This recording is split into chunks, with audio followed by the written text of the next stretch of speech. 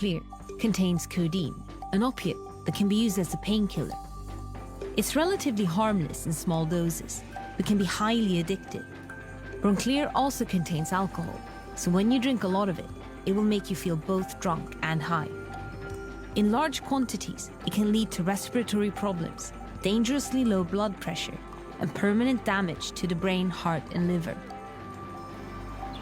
Like, I did it because of my friends. They were like, if you don't do this, I won't play with you.